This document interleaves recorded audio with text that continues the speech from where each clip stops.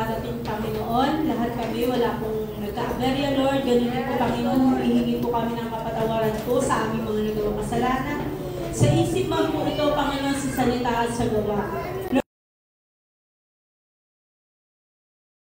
Lord, Panginoon, pakalinisin niyo po ang aming mga puso, Lord. Bigyan niyo po kami ng pusong sumusunod at tayong nakikinig, Lord. Maraming salamat po. Pagpalain niyo po ang bawat isa sa amin, gayon din po ang aming worship team. Lord, na magpupuri po sa inyo. Panginoon, ito, bless po kami pumunta, Lord, na bless din po kami magsisuuwi, Panginoon, sa araw na ito. Ito po ang aming panalangin sa araw na ito. In Jesus' name, Amen. Amen. Hallelujah. Isa nga pong hallelujah.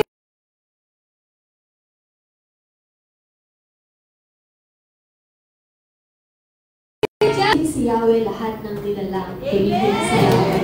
Kaya tayo dito ngayon, we're here to worship, we're here to praise His name for all of His goodness sa mga buhay natin. Amen? Amen.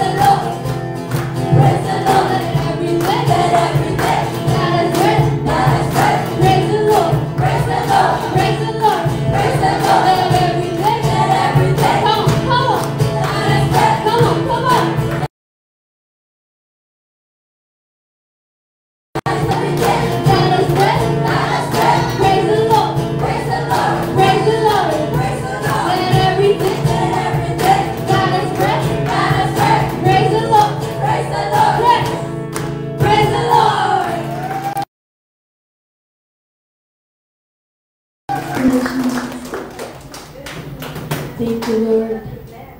Amen. Hallelujah, Jesus. We praise your name, Lord God. You deserve all the highest praise, all the highest glory. Thank you, Lord. Hallelujah. Thank you for your love, Lord God. Thank you for your name. Thank you for your mercy.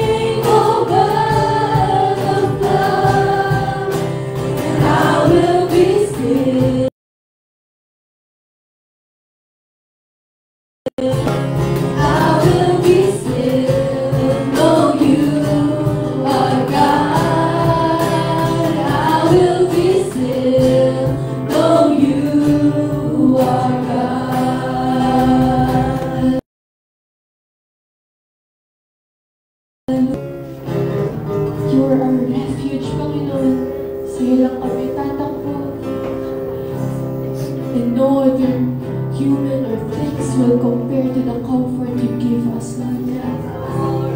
We thank you for your love. Patuloy ka namin sasambahin, Lord God, sa araw na to, sa linggong to, sa taong to, at buong buhay namin, Panginoon. Ikaw lang ang pupurihin, ikaw lang magsasambahin.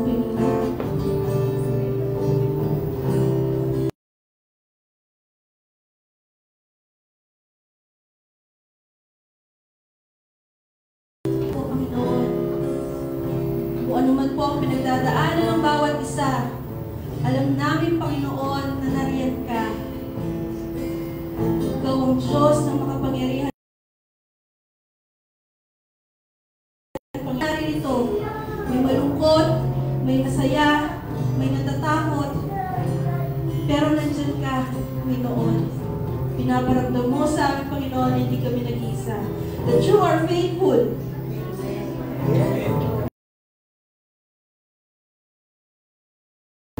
Antayin pa po natin yung sa chorus.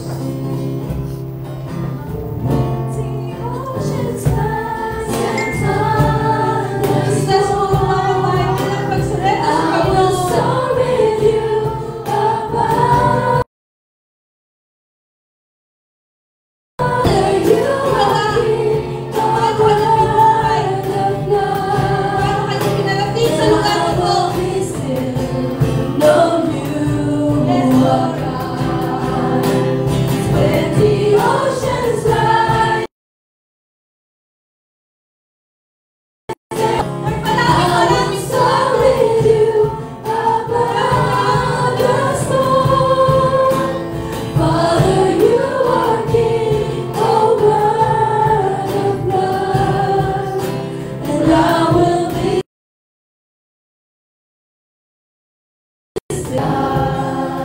Sabi mo, Lord, sa Exodus, we will be still, pero ikaw ang aming Panginoon. Lahat ng aming napagdaanan at mapagdadaanan ay lagi kami magtatagumpay dahil sa iyo, Panginoon. Lord, maraming salamat sa lugar na to, Panginoon. Lahat tayo magsabi ng Amen! Amen! Hallelujah! Magandang hapon po sa ating lahat. Sinong nag-bless po sa ating worship? Sa Amen! Lagi lang po natin tatandaan ng ating So, bago po tayo magsiupo, gusto ko lang po i-welcome sa mga bagong dating. Maraming salamat po. At sa mga onliners, pwede po natin i-share sa ating family and friends ang live na to para ma-bless din po sila. So, bago po tayo ulit umupo natin sa family na to.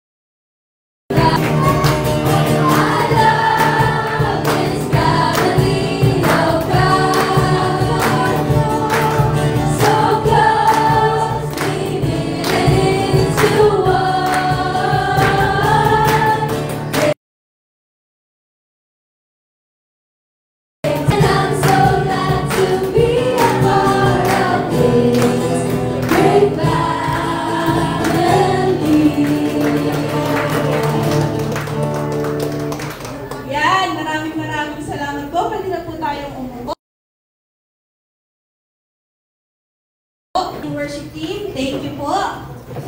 Yan, settle down po tayo ng konti. Ayan. So, yan, welcome po sa mga bago ulit. Kung this is your first time, just let us know para makuha po namin ang iyong number, ang iyong name, at kapag-pray po namin kayo. Ngayon, dadako po tayo sa ating testimony. Kailangan pagpalain din natin yung mga ma-attend dito kung paano tayo bless ng Lord sa araw na to, sa linggo linggong ito, sa buwan na to. So, sino po ang gustong unang mag-share kung paano po kayo nagpakita, kung paano si Lord nagpakita ng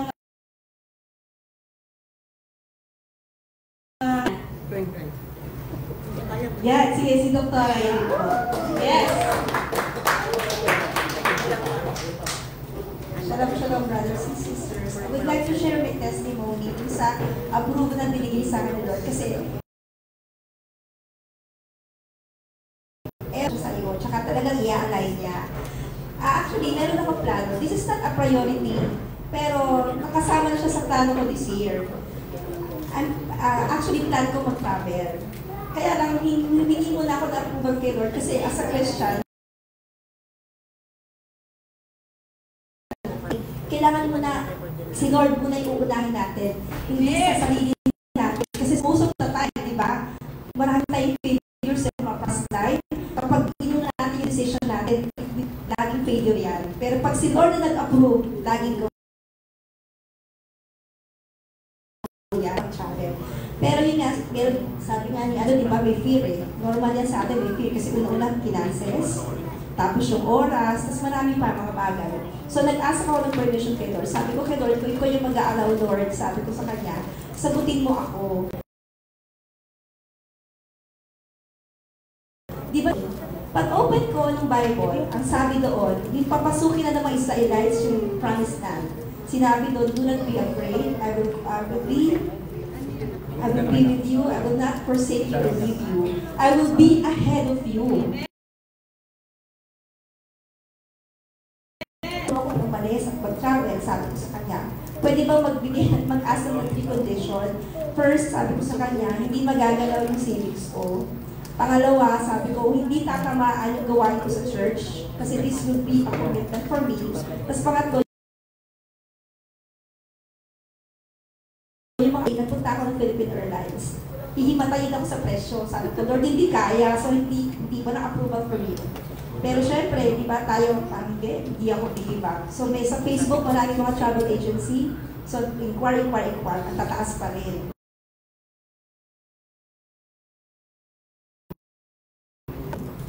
And they gave me a rate na tax lang ang binayaran ko. Wow! So sabi ko, Lord, ikaw to. Pero sabi ko, teka muna, yung gawain ko sa church, kasi supposedly on July 6, I will be hosting dito sa church. Nung habang ginagawa ko yun, pwede ba makipagpalit sa'yo na schedule? So talaga kinilabutan ako kasi binigay sa akin ng PAL na flight, supposedly tomorrow. After nun, hindi na ganun yung presyo. So sabi ko, kung July 6 ako mag-host, hindi mo ba si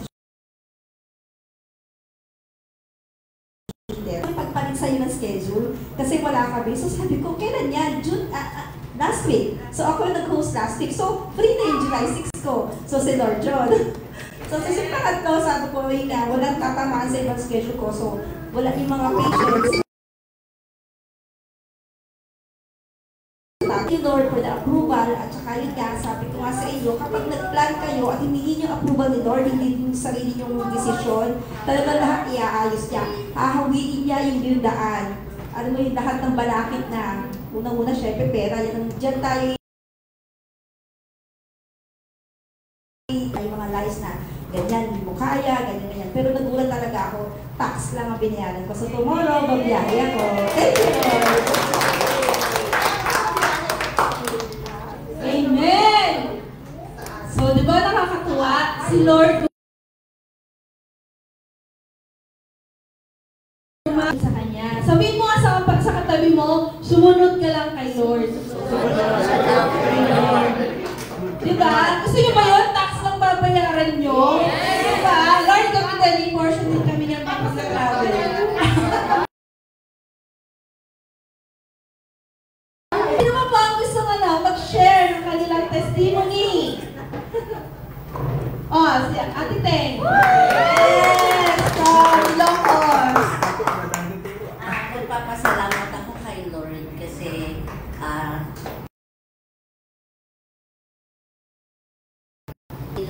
hindi ko sinasayang yung opportunity na maka-attend dito.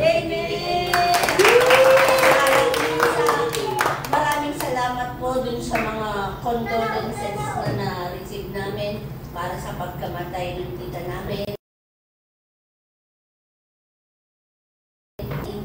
Lalo na kay Aki, emotionally, saka yung financially, kasama na po yun. Ngayon po, bless na bless ako. Kasi may tao nag-bless sa akin. Thank you, Lord.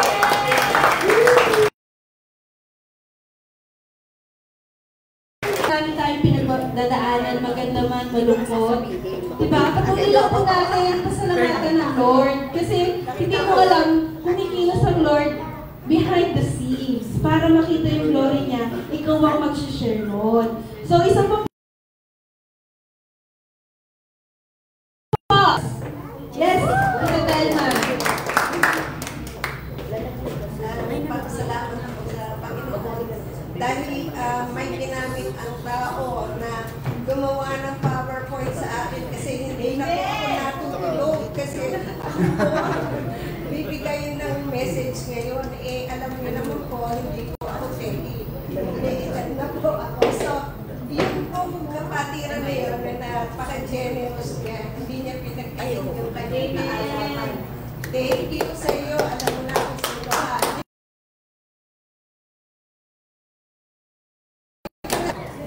Thank you, Lord. Dapat pala hindi ko rin sinabi na si Sister Telma yun. Amen! O diba nakaka-bless ang bawat buhay ng bawat isa. So, ayun po. Maraming salamat po sa nag-share.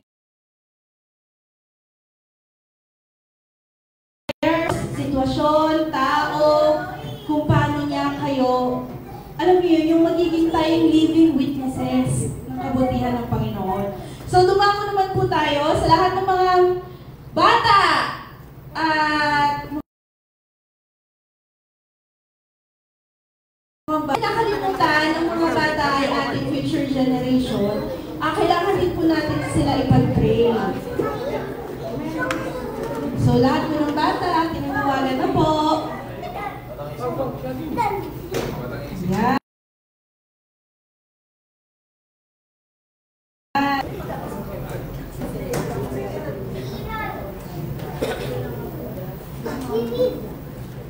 Yan. So, lahat po ng bata, okay na, dito na.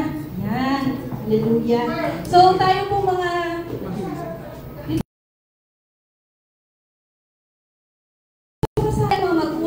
tito, tita, kuya, taas po natin natin makamay at stretch po natin sa mga batang ito at ating pag-pray. So Lord, maraming salamat po sa buhay ng bawat isa, Panginoon, lalo sa mga batang ito, Panginoon. Nilalaki na sila magiging top, Panginoon, magiging bottom, Panginoon, sila magiging head, not the tail, Panginoon, sila magiging first. Hindi lang po sa school, kundi sa family nila at hindi last, Panginoon. Lord, gamitin mo ang bawat batang ito, Panginoon, sa iyong kingdom, Panginoon. Lord, palakang ito, Panginoon. Lord, we also declare na yung kanilang mga schooling, Panginoon, ay hindi lang po sa mga grades, but magiging excellent sila sa mga gagawin nila sa school, Panginoon. And Lord, we also declare na provided, Lord, ang kanilang tuition na allow us to declare, Panginoon, ang wisdom and understanding and knowledge ng mga batang ito, Panginoon. Lord, we also declare yung mga maliliit, Panginoon, na sila'y gagamitin mo para sa iyong kingdom and sa ministry mo, Panginoon. Lord, maraming salamat din po sa mga magulang, Panginoon.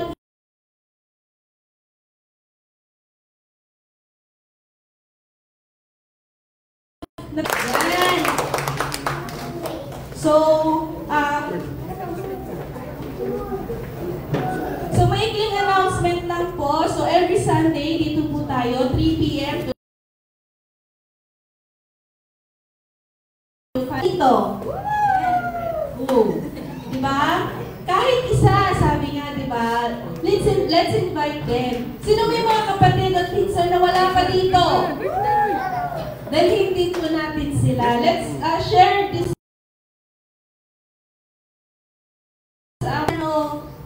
Kung ano ang ginagawa ng Lord sa buhay natin. Kasi ikaw, ano bang ginagawa mo dito? Diba? Kasi alam mo may gagawin ng Lord sa buhay mo. Dapat, yun din ang maging goal mo, lalong-lalo na sa pamilya mo at sa mga kaibigan mo. Amen? Mag-iimbita ako dito sa GTI Manila. Amen? So, ayun po. Dadako na po tayo sa ating tithes and offering.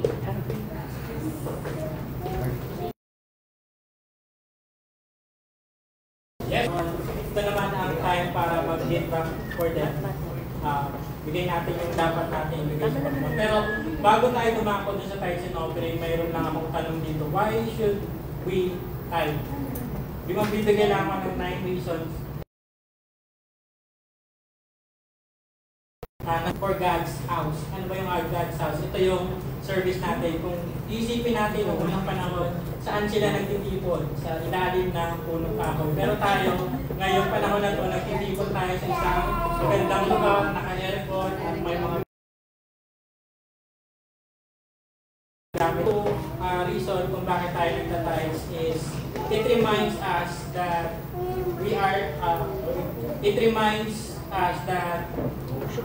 He is our source. Amen. Number 3, it connects the money to the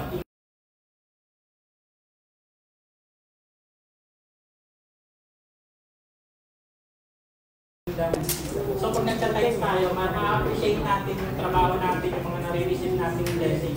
And number 5, gusto ko lang din i-remind that, ano nga ba yung tithe? Number 6, it breaks greed and self-reliance of our heart. Number 7, it lets everything else in mind know that God is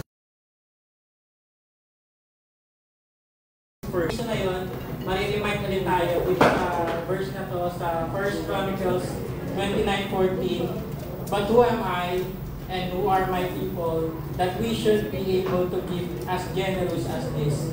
Everything we had as only what comes from your hand. So, when it comes to tithing, siguro naman alam natin that tithing is not an act of generosity. Diba? Ulitin natin. Tithing is not an act of generosity. In debt with God. Because of the radical generosity towards us, and the least we can do is to give back. A portion. A portion lang naman hinihingi ng Panginoon. Ano lang ba yung portion na 10%? Compared na sa atin. So dapat alalahanin natin that obedience with which He has so freely entrusted with us. So yun. Let's pray.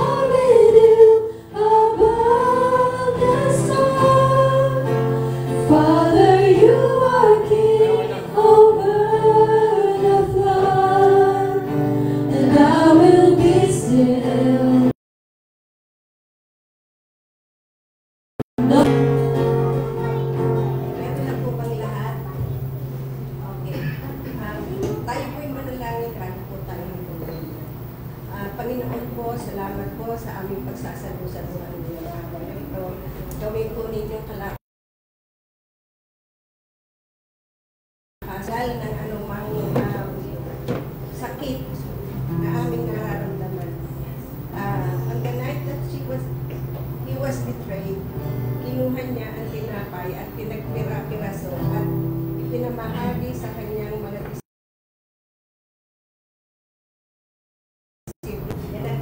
sisimbolo ng lahat ng mga pasakit na ginawa ng kaaway sa akin. Ito po ay ating kainin at lagi niyo pong alalahan. That's it.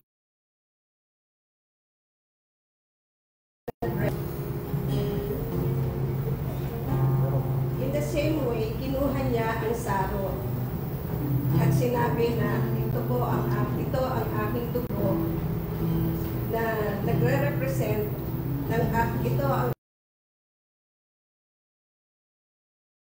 sabi sa krus. Alalahanin niyo to at habang iniinom niyo ay maramdaman niyo ang aking presensya. Okay, inumin po natin ang ating mga sabi.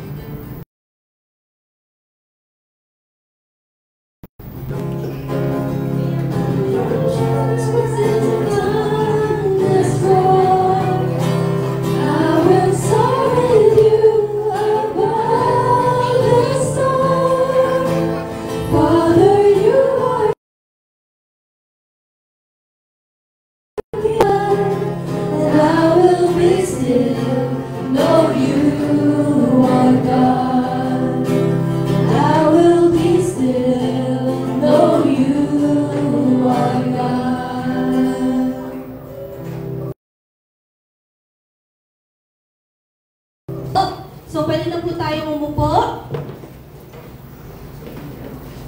So, yung ating declaration.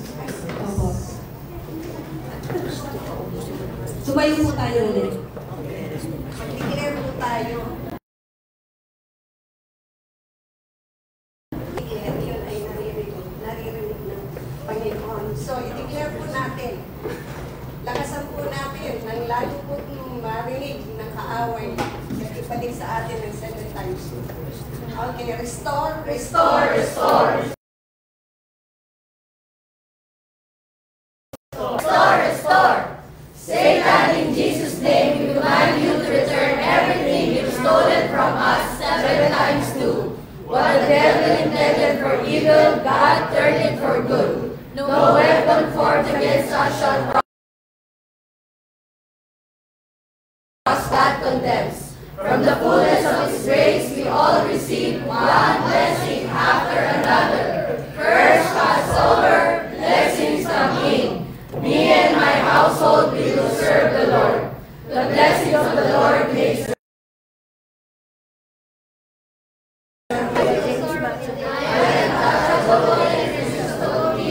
whatever I do it for the glory of God.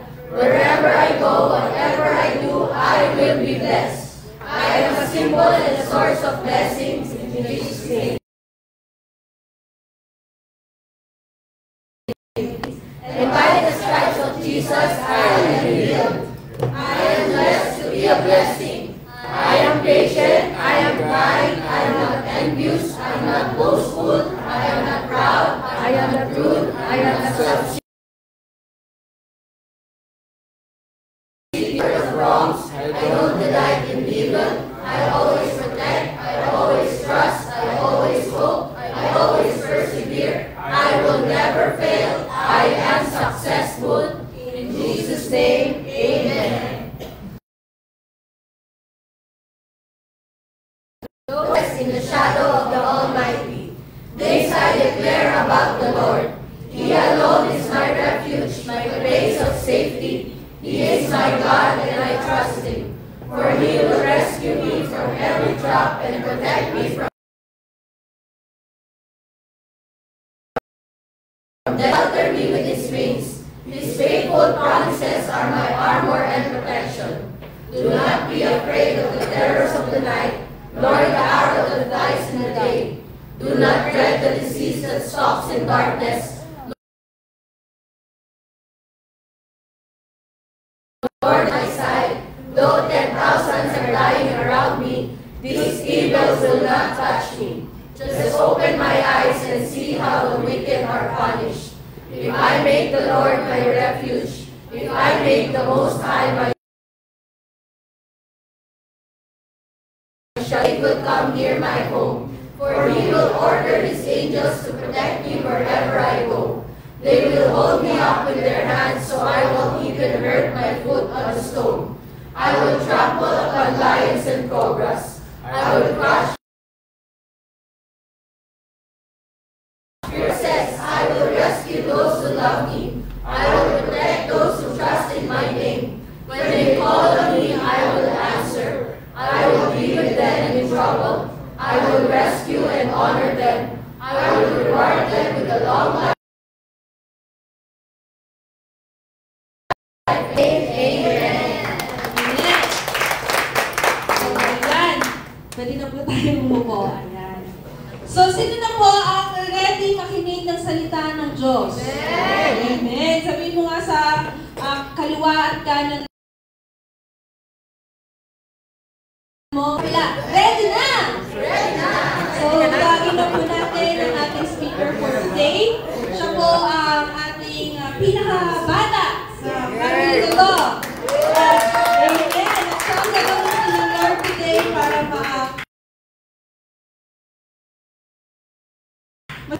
makinig po tayo ha, mas lalago po tayo. I-share po natin ito sa ating family kung paano po i-bless ng Lord ang buhay niya. At maraming salamat sa Lord. At tinatawagan ko po si Tita Telma.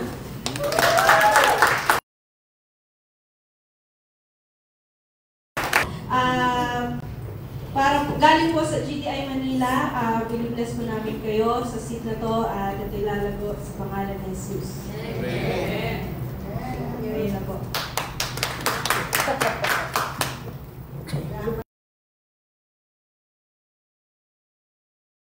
Ay manalangin. Okay. Ama sa langit, ang aming dakilang Ama na makapangyarihan, salamat sa pagkakataong ito na salbahin ka namin. Ipapasalamat kami sa tinipot mo kami dito. Salamat sa iyo mo po ang aming mga puso at isipan upang kami po ay maging handa sa iyong salita. Buksan mo po ang aming mga tenga at mata na makita namin ang kagandahan ng iyong biyaya. Puspusin mo po ako at lahat kami ng iyong banal na espiritu upang ang aming mga puso ay maging tapat at handa sa paglilingkod sa iyo. Samahan mo po ako, Holy Spirit, sa simula hanggang sa wakas ng aming pag-uusapan ngayong araw. Amen. Amen.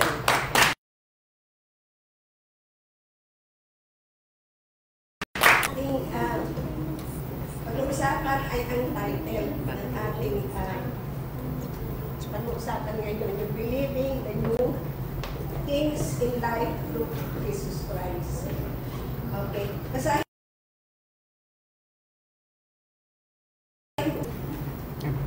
and 19. Okay. Sabay-sabay po natin basahin. Forget the former things. Do not dwell on the past. See, I am to perceive it. Napakaganda po niyan. Kasi po, yung new age, ay, ganun. Alam niyo naman, hindi ako.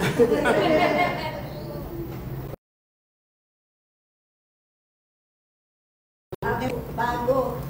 Siguro alam niyo na ibig sabihin ng bago. Ito ay hindi luma. Amen. Fresh. Kumbaga sa mga pagkain, tulad ni Sister Mayan, kumakain. Ang kinakain natin, prutas, vegetable, masarap kainin pagka fresh. At tulad din ng mga damit, hindi sinulsihan o butas-butas, tapos sinulsihan akala natin bago na yun.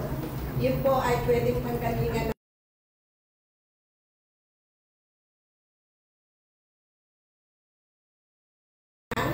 o kahit na ano ay fresh o bago, tulad ng ating mga buhay. Ngayon, God is doing new life. Dahil doon sa ating ay binigyan ng bagong buhay na tinanggap po natin ang ating Panginoon. So, basahin po natin sa 2 Corinthians 5:17. Okay, basahin po natin sabay-sabay.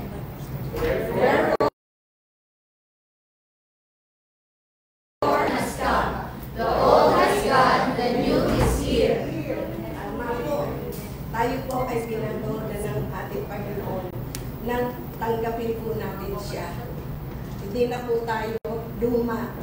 May bago ng tempo.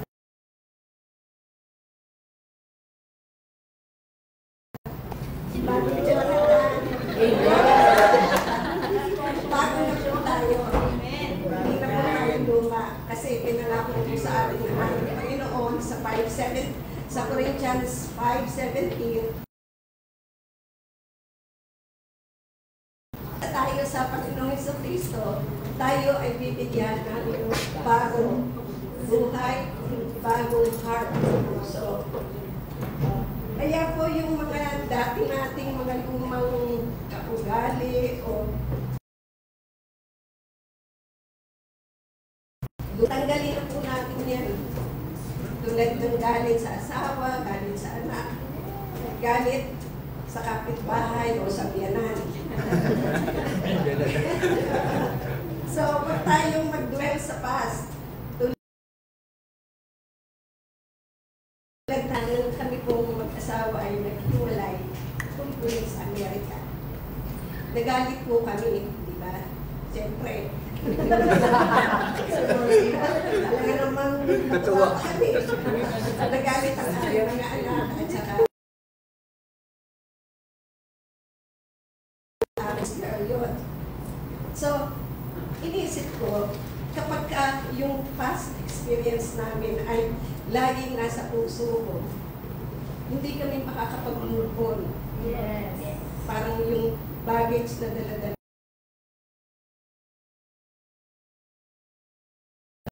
lang yun sa pag-usap namin.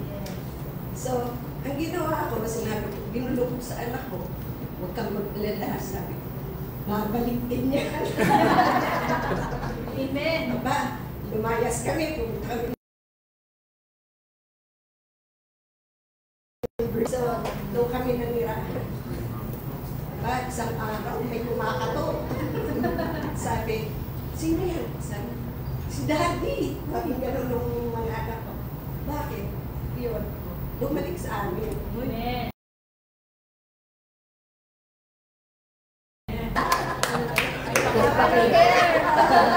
Yes. So, nagpahipot. Anong nangyari? Mali, siyempre, pinatawag ko.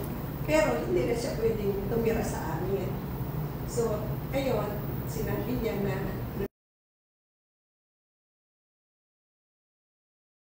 may isa na akong apo.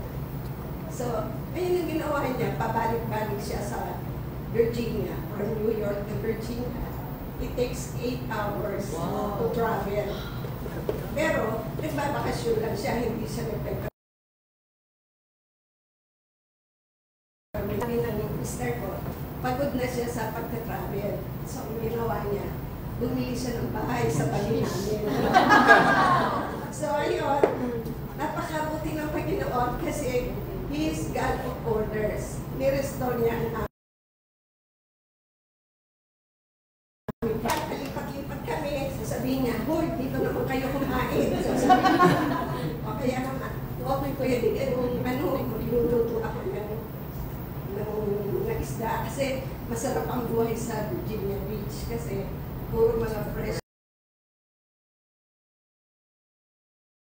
Retire na rin siya. So, ayun, napakabuti ng Panginoon. Kung yung baggage na yun, naggalit, takot o kung ano man yun, ay dinala ko, hindi ako makakausap, hindi kami excited. Dapat, itako na natin yan. Parang memory ng ating computer, di ba? Kapag kayong full na, hindi na tayo makapag-download kasi over na. So, ang gawin natin, hanggang para magkaroon ng bago. Diba? So, ganun din po tayo. Delete natin yung masasamang experience natin. Delete natin ang galit natin sa asawa. Ay naman, at mamuhay tayo ng bago kay Kristo. Kasi sinabi, bago tayo, hindi tayo luma. Amen. Ayan. Isa yun.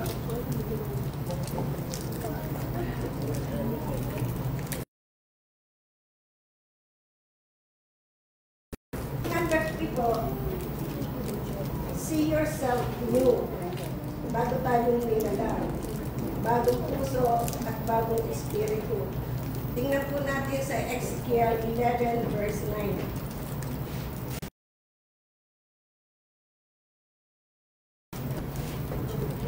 Having a new heart. Ayan, isa po. Ezekiel 11:19. I will give them And a divided heart and put a new spirit in them. I will remove from them their hearts of stone. Kung tayo po ay may pusong bato, tulad nito kay Vivo. Tanggalin po natin yan kasi nakakapagbigay po ng sakit yan. Unang-una, tayo ng galit. Pangalawa, nagkakaroon tayo ng heart attack, stress. Kasi ang stress daw ay ang naidudulot ng stress, either maging hindi ka kumakain. So isipin natin, kung tayo ay hindi kumakain, magiging malnourished tayo. So sakit yun, di ba? Tapos kung kain naman tayo ng kain, magiging obese naman tayo. So yung puso nakakahadlang yan.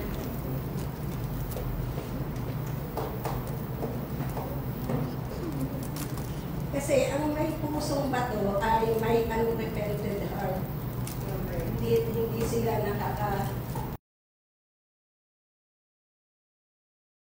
bakit na, halimbawa tayo ba, binago, minsan nagkakamali pa rin tayo. Kasi sabihin na natin na hindi tayo agad-agad nagiging perfecto. Pero, ang pinakamaganda po nun, kapag tayo po ay nagkamali,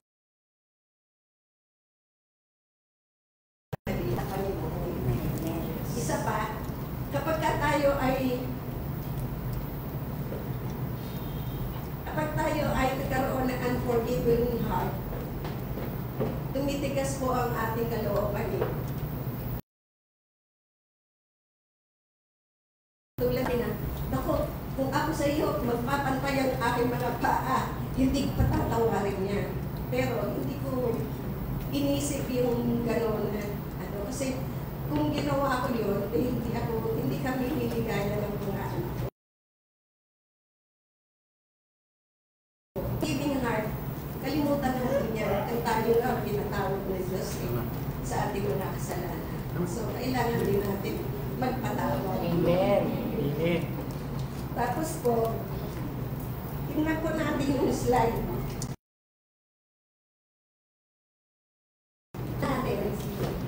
You are in Christ. Believe that you have a new heart and a new life.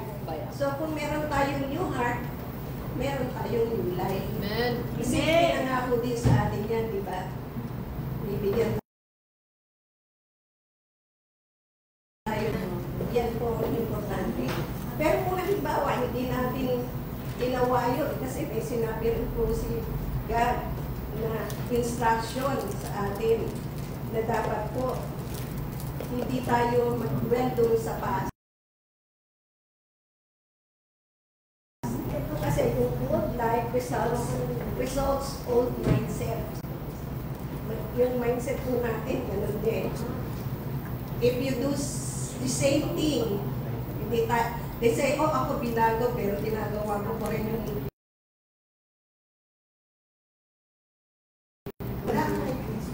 Ayan, di ganun pa rin yung magiging buhay mo. So, kailangan natin baguhin. Ayan. Tingnan natin sa Deuteronomy 1. Ito yan. Basahin po natin.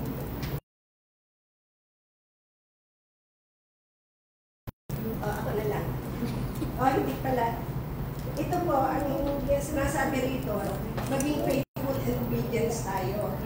Doon sa Deuteronomy 28, verse 1 and 2. Para po magkaroon tayo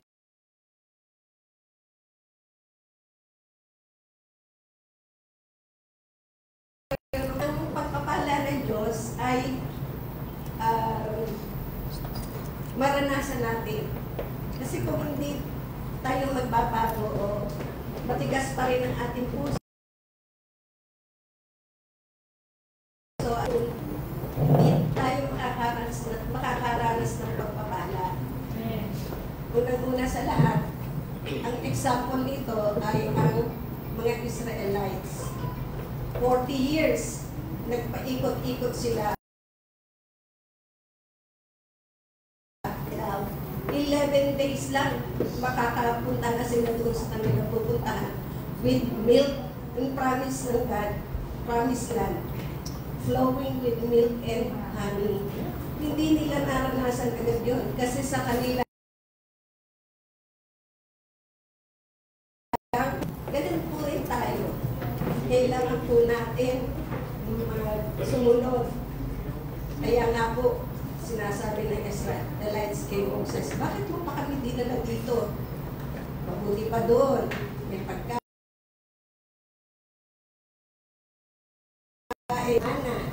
Buti pa doon. Masagana dahil may tubig. Pero, nagalit na si Moses, tinadyakan niya yung rocks, di ba? Kaya tuloy, hindi siya nakapunta sa promised land eh. Ng mga Israelita.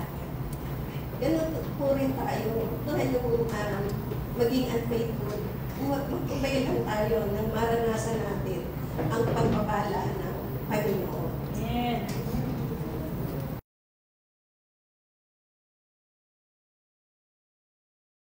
Decide to have a new things or new life. Unang-una, worship God every day. Kailangan po natin i-worship ang Panginoon araw-araw. Okay? At saka every Sunday,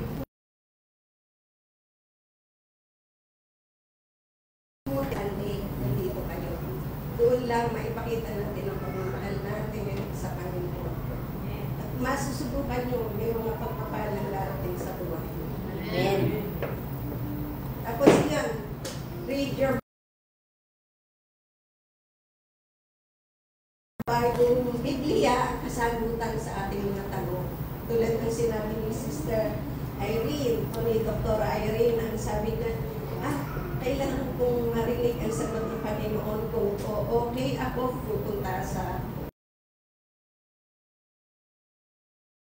Biblia, andun ang sagot, di ba? So, kung tayo po ay naghahanap ng sagot, buksan natin ang ating Biblia araw-araw. Yes. Yan. Sumunod po para magkaroon tayo ng new life, new things.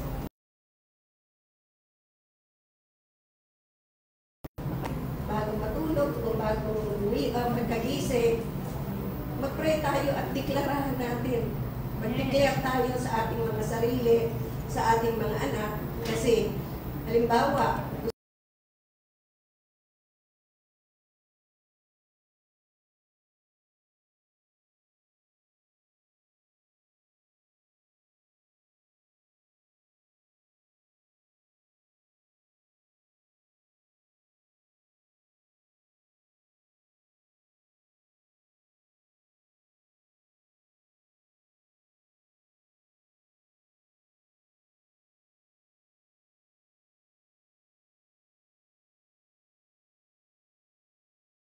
sa atin, may isang araw siyang tumigil.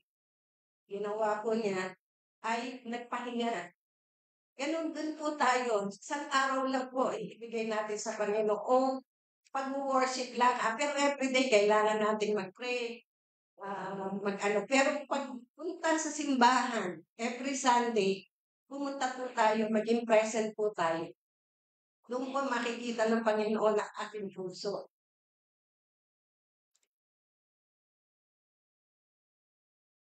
Generously. Ito po yung sinasabi sa Proverbs 3:9-10. Titingin po. Yan. Basahin po natin. Honor the Lord with your wealth, with the first fruits of all your crops, then your barns will be filled with overflowing, and your vats will break over. Yan. I-honor natin ang Panginoon. Hindi naman kung sabihin nga ay lahat ibibigay natin. Portion lang po. At saka, wag po tayong mahiya kung 100 lang po ang talagang portion na dapat natin ibigay. Hindi naman po kailangan ng Panginoon ng pera eh. Mayaman siya. Lahat nasa Kanya na. Ang inaano lang po natin, maging masunuri po tayo sa Kanya. Total naman, kapag papala tayo, kahit konti o kahit na portion, 10% lang ng ating kinita, ibigay natin sa Panginoon. Napakabuti ng Panginoon, pero bakit minsan nagiging unfaithful tayo sa Kanya? Di po ba? Kaya nga sabi, kapag tayo po ay patuloy na nagbibigay, ang ating pong mga barns, yung mga sisidlat, ay mag-o-overflow. Hindi na po natin, minsan nga hindi na po ma-contain yung barns natin. At tayo na po ang susuko. At sasabihin, noon, napakalaki na po. Biyaya na ibigay nyo sa akin. Wala na pong sisiklan, overflowing. Yan. Kaya, kailangan po natin na mag-share. Share po natin ang biyaya ng Panginoon. Alam ko po, tutubo yan. Hindi lang isang, let's say, nagbigay ka ng 10 piso. Hindi lang piso ang itutubo niya. Napakalaki. Hindi lang naman pera ang sukatan niya eh. Ang sukatan niya ay ang ating health. Diba? Napaka-importante na meron tayong mabuting magandang na kalusugan. Kasi health is wealth. Yes, tama po. Kasi kahit marami tayo sa ospital, tapos ang ating pong kalooban, mahirap kasi kung nagkakasakit ang ating mga anak. Di po ba? Blessing yun sa Panginoon kung tayo po ay malusog. Wala tayong sakit.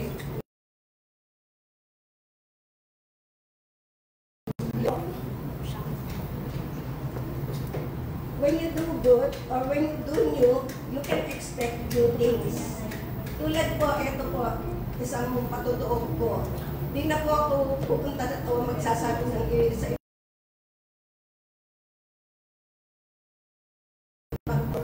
binayayaan po kami ng Panginoon ng 1984. Huwag na po kayong magkwenta kasi ilan ko. 1984, konti pa lang po nag-a-abroad sa Middle East, sa Dubai.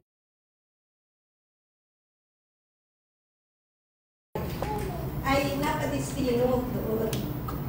Tapos, binigyan po siya ng provision na baka mag-sponsor ng kanyang mga kapatid at kapatid ko rin. So,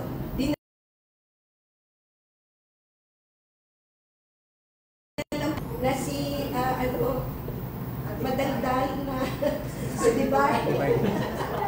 So, nag-umpisa po kami doon, nabiyayaan din po kami ng malaki-laking sala. So, yung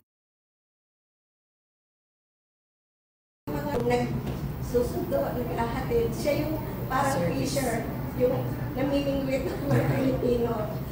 Eh, ang akin naman po kapatid, wala nang tigil ng kagaganyan. So, ako naman po ay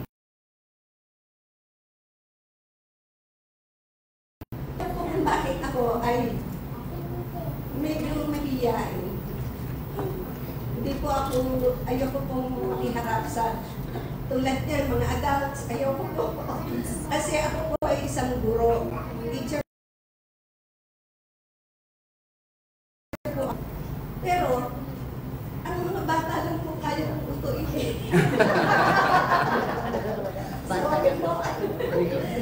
yung hindi po ako natatakot sa harap nila, nakakapagturo po ako.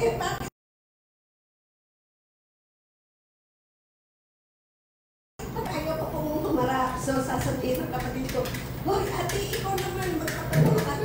Hindi, dito na ako sa kusina. Sabi ko gano'n. So, ayaw ko pong humarap. Kung mahiyain siguro, o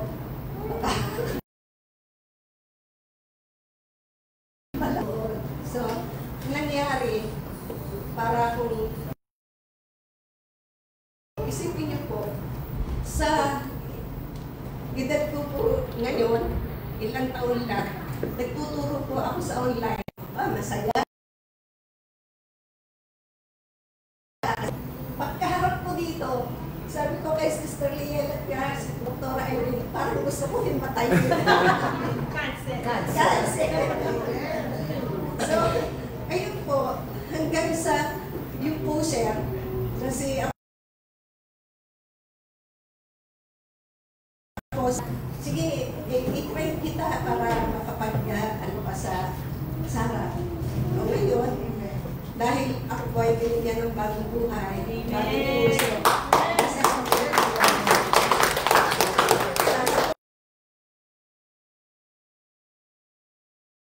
Kasi kung ano-ano nasasabi ko, salamat sa inyo at napalakpakan din ako.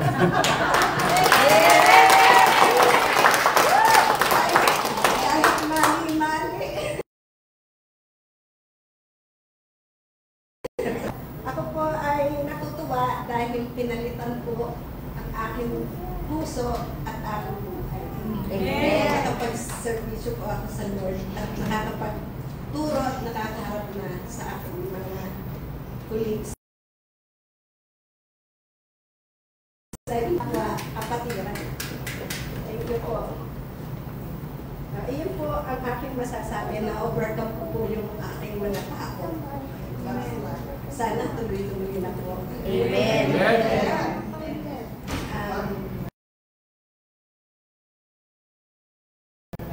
Minutes pa. 30 minutes. 30 minutes. Tagal naman. Sana all. Hindi, pinatatawa ko.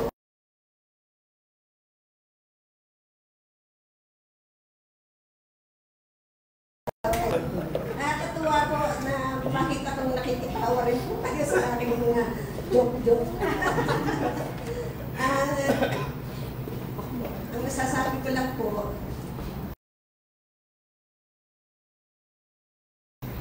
unang-una, kapag tinanggap natin at nakipag-isa tayo sa Panginoon, dapat bagong tao na po tayo. Amen. Bagong buhay, bagong puso, bagong espiritu. Kasi nangako po sa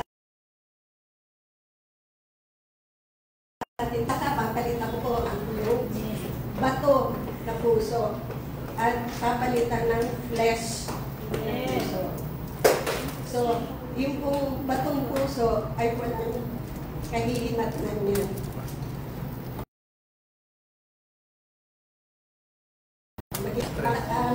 Makakahinder po yan sa ating pagpapala. Gusto po ba natin pagpalain tayo? Amen! Yes! Ako po gusto ko pong pagpalain pa ng mahabang buhay. Amen. Para makasama ko kayo at ako pa pag bumalik ako. So, yun po, napaka-importante po. Bagong buhay, bagong puso at bagong espiritu. Through Christ our Lord. Amen.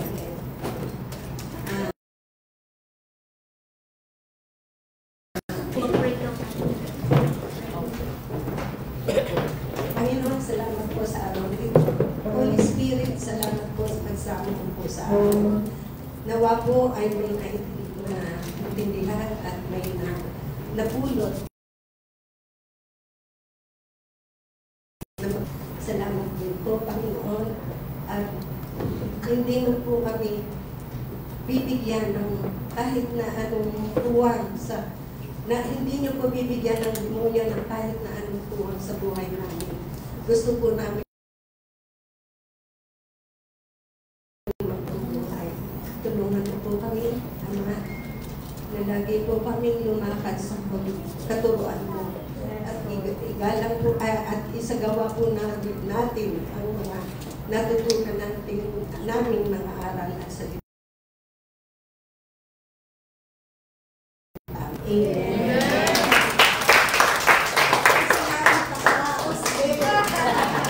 Ayan, maraming salamat po, Sister Telma.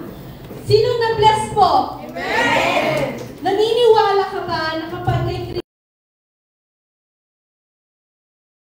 Kristo naniniwala ay kailangan lagi kang naririto? Diba? Pero syempre naniniwala tayo, kaya naririto pa rin tayo. So sabihin mo nga sa sarili mo that I am in Christ. I am in Christ. And I believe. I believe. I have a new life. And a new life. Diba? Kasi kapag hindi ka naniniwala, doon ka pa rin sa dati. Lagi kang galit, lagi kang nagkikimkim. Diba nakakapagod yun? Sino ba ang napapagod kapag yung galit? Yung kinagagalitan mo? Diba? Natin kay Lord. Diba? At saka ito yung nag-rema sa akin yung huling sinabi na when we do new, kapag meron tayong ginawang bago, imposibleng luma yun. Sabihin mo nga, imposibleng luma yun. So lahat naman tayo gusto natin ng bago, di ba? Bagong gamit, bagong bahay, bagong kotse. Eh, ikaw kaya sa sarili mo, gusto mo bang bago ka rin? Amen! Amen! So, kalimutan natin yung dati. Yung dati, yun yung Amen? So, bago po tayo magmerienda, magkwentuhan, magdasal po muna tayo. Lord, maraming salamat po sa iyong salita, Panginoon. Naniniwala kami na kami ay bago sa iyo amin. Lord, nang dahil sa pagmamahal mo sa amin, ang aming mga pusong bato ay hindi na po matigas, kundi ito'y bago, Panginoon. Lord, maraming salamat po sa bagong buhay na ibinigay mo sa amin.